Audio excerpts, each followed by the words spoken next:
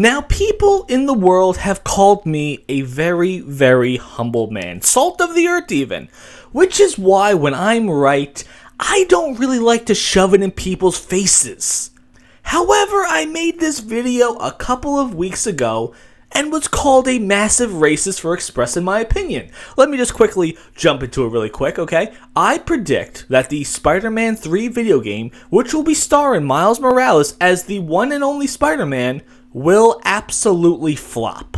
And I said that based on Spider-Man 2 not being as good as Spider-Man 1 or the Miles Morales solo game. I think this franchise has been nothing more than a massive Trojan horse. Give us a great first game, give us an okay spin-off, and then give us the woke garbage sequel, which has hideous Mary Jane, Black Lives Matter murals, and a lot of gay side missions. Which, ironically, as I said in the video, the Middle Eastern version doesn't have a single mention of gay characters. I wonder what that's all about. Moving on, though. And I saw today from IGN that Spider-Man 2 swings past 10 million units sold. Now, when I first heard that, I was thinking, wow, is it possible that I may be wrong? Is that even conceivable? 10 million copies? That's a lot of games sold. And out of pure curiosity, I decided to take a look at what the sales for the previous two games were. Now, of course, this is the internet, which means that every story is spun in a certain way.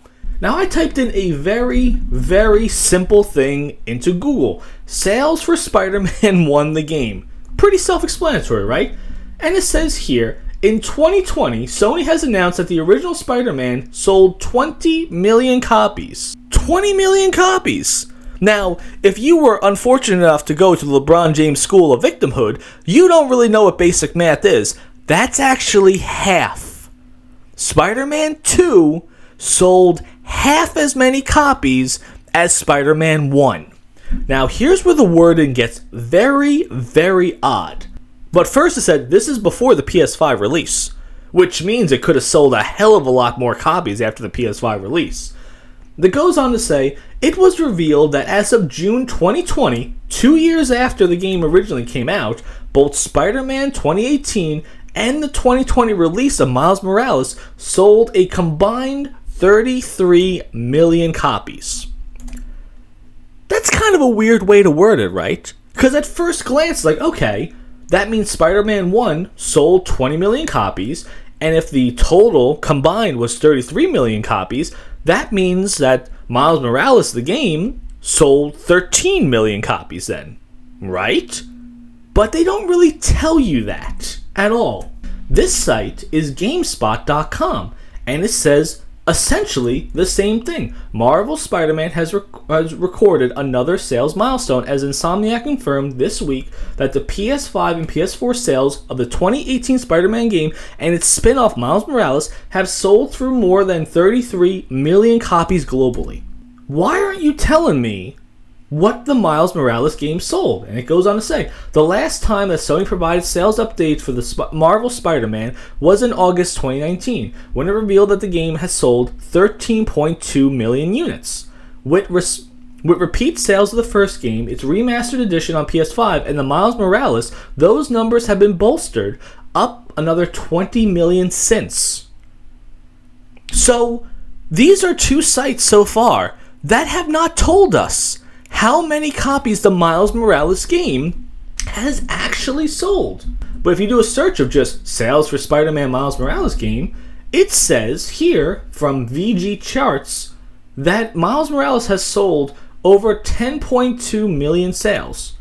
So it's actually less than the 13 million that I thought it was going to be based on the previous article. So you have about 23 million sales for the first game, 10.2 million sales for the Miles Morales game, and then you have 10 million for the sequel. It's going down. It's losing. The second game is less than half of the first one. And it's weirder how people were ranting and raving about what a beautiful masterpiece the second game was. It sold half? So when I say things like Spider-Man 3 will flop, the evidence is in the numbers. It's not even close. people are not going to buy this game, especially what a woke catastrophe the sequel was. You think they want to deal with an entire game of that?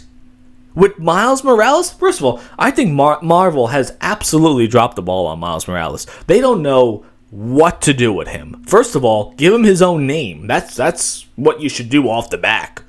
Just, why would you want him to have to ride the coattails of Peter Parker in order to be successful?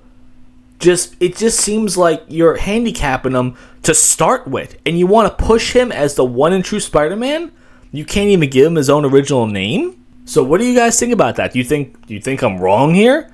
Do you think Spider-Man 3, a Miles Morales taking over the mantle of Spider-Man, is going to actually do well? Let me know what you guys think about that.